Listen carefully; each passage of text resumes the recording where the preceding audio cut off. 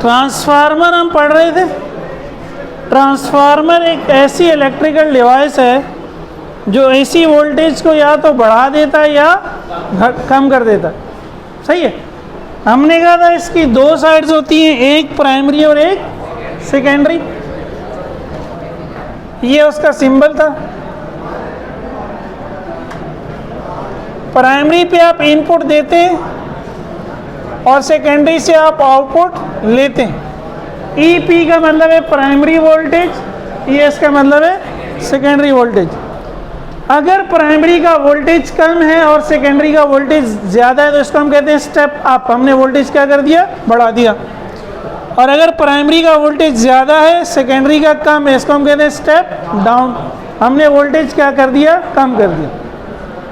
ये हम डिटेल में लास्ट लेक्चर में पढ़ चुके ना। देखिए हमने पढ़ा था आइडियल ट्रांसफार्मर के लिए जो प्राइमरी साइड की पावर होगी वही सेकेंडरी साइड की पावर भी होगी। पावर क्या होती है, करंट मल्टीप्लाई बाय वोल्टेज। तो प्राइमरी की पावर पी या इनपुट पावर, तो primary voltage multiply by primary current. Secondary power secondary voltage multiply by secondary current. फर्ज करिए स्टेप अप ट्रांसफार्मर है। कैसा ट्रांसफार्मर है, स्टेप अप। मेरा इनपुट वोल्टेज 10 वोल्ट है, मेरा आउटपुट वोल्टेज 2000 वोल्ट है। ये 10 वोल्ट है, ये 2000 वोल्ट है। ठीक है।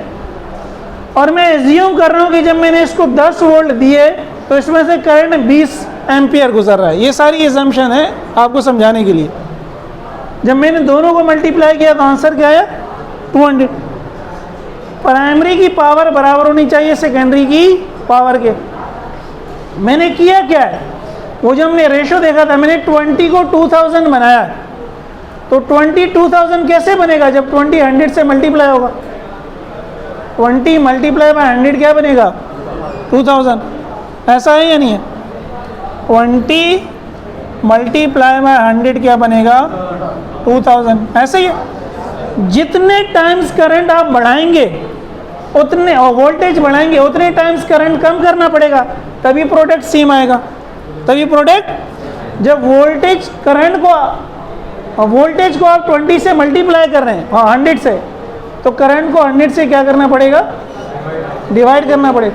ये मैंने क्या कर दिया, उल्टा उल्टा। एक मिनट, ये 10 है और ये 2000 है, तो 200 से मल्टीप्लाई किया। वोल्टेज 10 है यहाँ वोल्टेज 2000 है। 10 को किससे मल्टीप्लाई करूंगा अगर 2000 आएगा, 200 से।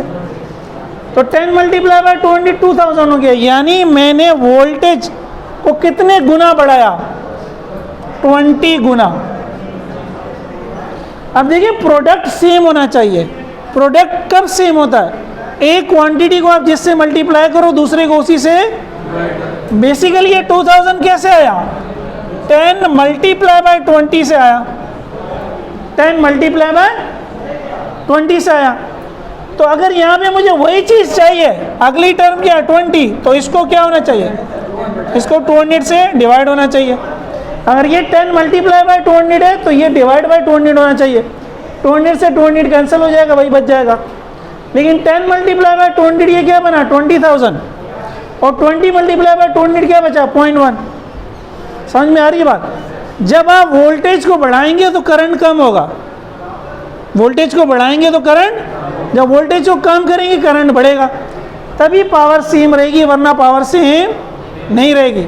भाई 2 नंबर मल्टीप्लाई हो रहे हैं, 10 मल्टीप्लाई बाय 20, 200।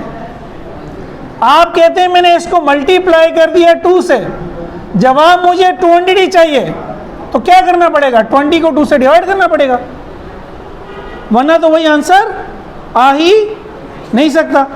सही है। तो ये फिर 20 हो जाएगा और ये 10 हो जाएगा। 20 मल्टीप्लाई बाय 10 भी क्या हो जाएगा, 200। एक क्वांटिटी को जिससे मल्टीप्लाई करोगे दूसरी क्वांटिटी को उसी से डिवाइड करोगे, तब आंसर सेम आएगा, वरना सेम। ये तो मैथमेटिक्स का सिंपल सा क्या है, रूल है। ठीक है।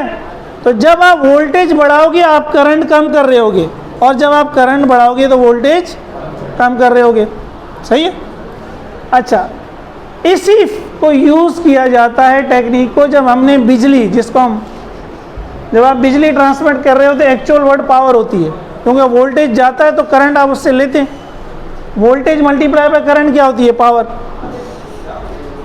फर्ज करें पावर जनरेट हो रही है तरबेला में, यूज कहाँ कर रहे हैं हम? कराची में। कितनी दूर है? सैकड़ों, 1000-1500 किलोमीटर तो है ना। ये हम चैप्टर 13 में पढ़ चुके थे कि आर किसके बराबर होता है? रॉ एल अपॉन ए। जो कॉपर तार डल गई वो तो डल गई ना, एरिया फिक्स है उसका, रॉ भी एल जितना बढ़ाओगे रेजिस्टेंस उतनी ही बढ़ेगी। सही है। अगर मैंने कैनप से यहाँ बिजली पहुँचानी है तो रेजिस्टेंस कम है, अगर मैंने तरबेला से यहाँ पहुँचानी है तो रेजिस्टेंस ज़्यादा है। अब जब रेजिस्टेंस बढ़ेगी तो पावर बढ़ेगी। पावर का फॉर्मूला क्या होता है? I square R. I square R. R जैसे जैसे बढ़ेगा पावर भी बढ़ेगी। अब मैंने आर को कम करना है। आर को कम करने का एक तरीका तो ये है कि मैं मोटी तार ले लूँ, एरिया बढ़ा दूँ ना। एरिया बढ़ा दूंगा तो रेजिस्टेंस क्या हो जाएगी? और लेकिन भाई एरिया बढ़ाऊंगा, मोटी तार लूँगा तो पैसा भी तो बढ़ेगा। कॉपर महंगा है या सस्ता है? चोरी भी हो जाए चोरी भी हो जाए। चलो बहरहाल महंगा है ना, तो जेब खाली हो जाएगी। तो ये तरीका इतना ज़्यादा फिजिबल नहीं है। करते क्या है, ये जो मैंने पहला यूज़ लिखा है ये मैंने आपको समझाने की कोशिश की है। पहला यूज़ करते क्या है? Transformer are use to increase या step up AC voltage at the generating station, जहाँ बिजली प्रोड्यूस हो रही है वहाँ उसको स्टेप अप कर देते हैं। जैसे मैंने एग्जांपल दी, जितने टाइम्स में वोल्टेज बढ़ाऊंगा उतने टाइम्स करंट घट जाएगा। और पावर लॉस डिपेंड करता है करंट पे, पावर लॉस डिपेंड करता है रेजिस्टर में से। As a result, the power loss I square R is reduced when AC is transmitted through long distance using wires cable। अब ये मजीद मैंने आपको एग्जांपल दे दी। सपोज अगर मैं कह लूँ कि रेजिस्टेंस फिक्स है, जो मैंने तार डालनी थी मैंने डाल दी, कैनप से यहाँ तक या तरबेला से यहाँ तक जो मैंने वायर डालनी थी डाल दी, तो लेंथ भी फिक्स हो गई, एरिया भी फिक्स हो गया, रॉ फिक्स है तो आर तो फिक्स हो गया ना। फर्ज कर दिया वो आर 10 ओम है, लेकिन मैं चाहता हूं कि मेरा लॉस कम से कम हो। अब अगर मैं डायरेक्ट ट्रांसमिट करूं बिजली को स्टेप अप किए बगैर, तो करंट 5 एम्पियर है। करंट कितना है? तो मैं अगर पावर निकालता हूं I1 स्क्वायर आर, तो 5 का स्क्वायर 25, 25 जरा दब क्या हो गया? 250 वाट। 250 वाट ज़ाया हो जाएगी बिजली। मैंने कहा इसको स्टेप अप कर दिया, वोल्टेज को स्टेप अप किया, करंट स्टेप डाउन हो गया। सही है। फर्ज करें 10 टाइम्स बढ़ाया ना, तो 10 से डिवाइड हो गया वोल्टेज। इमेजिनरी फर्ज कर लिया मैंने 10 टाइम्स इसको कम कर दिया, 10 टाइम्स ही, वैसे तो बहुत ज़्यादा होता है 100 टाइम्स 1000 टाइम्स। तो देखिए 10 टाइम्स से कितना फ़र्क पड़ रहा है। अब मेरा करंट 0.5 हो गया, वोल्टेज मैंने 10 टाइम्स बढ़ाया, करंट 10 टाइम्स कम हो गया। तो P2 क्या है? I2 0.5 का स्क्वायर 0.25 मल्टीप्लाई बाय 10 2.5। कहाँ 250 वाट, कहाँ 2.5 वाट। I का स्क्वायर है I का, और अगर मैं 100 टाइम्स बढ़ा दूं वोल्टेज तो करंट 100 टाइम्स घट जाएगा, तो ये 0.05 हो जाएगा। 0.05 का स्क्वायर क्या होगा? 0.0025। सही है, यही होगा ना। 0.05 का स्क्वायर 0.0025, उसको 10 से मल्टीप्लाई करोगे 0.025 वाट हो गया। समझ आ रही है? इसीलिए आपको लिखा हुआ नजर आता है danger high voltage 11 kilo volt 11,000। इतना ज़्यादा स्टेप अप कर देते हैं कि लॉस बिल्कुल ही कम हो जाए, लॉस बिल्कुल ही।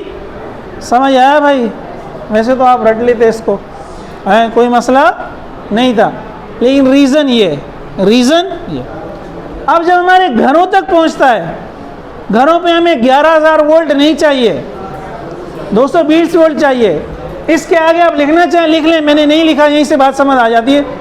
यही सप्लाई जब घर तक पहुंचती है तो फिर हम स्टेप डाउन करके 220 वोल्ट कर लेते हैं जी, पोल माउंट ट्रांसफार्मर। लेकिन घरों के अंदर टीवी है, मोबाइल है, मोबाइल का चार्जर है, सही है, कंप्यूटर है, वो तो 220 वोल्ट पे भी नहीं चलते, 5 वोल्ट पे चलते हैं, कोई 12 वोल्ट पे चलता है। तो हमें घरों के अंदर भी मज़ीद वोल्टेज कम करना होता है, तो फिर क्या करते हैं, step down. Transformers are extensively use, extensive का मतलब होता है बहुत ज़्यादा इस्तेमाल होते हैं in electronic products. Electronic products ही हैं, टीवी, कंप्यूटर, मोबाइल, सही है, लैपटॉप्स, ये सारे क्या हैं, इलेक्ट्रॉनिक, ठीक है। To decrease step down AC voltage from for the low voltage electronic circuit of the product के अंदर जो सर्किट होता है वो लो वोल्टेज पर चलता है। जैसे मोबाइल हमारे ज़्यादातर आजकल 3.7 वोल्ट में, तो जब हम चार्जर लगाते हैं वो आउटपुट क्या करता है 3 लेकिन इनपुट क्या ले रहा है 220, तो 220 को 3.7 में कन्वर्ट करने की ज़रूरत है, वो कौन करेगा, स्टेप डाउन ट्रांसफार्मर।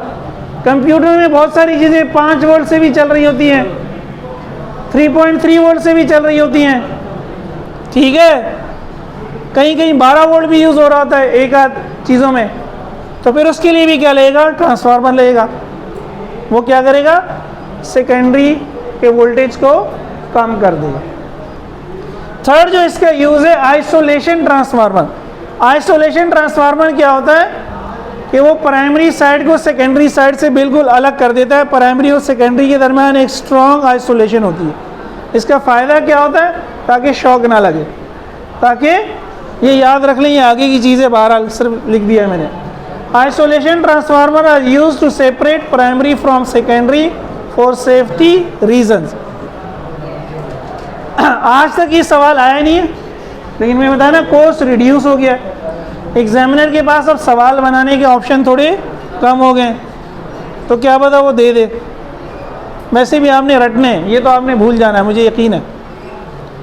1000 में से 999 ने इसको देखना भी, इसको रट लेना है, तो बहरहाल रट लेना, ठीक है, कोई मसला नहीं है।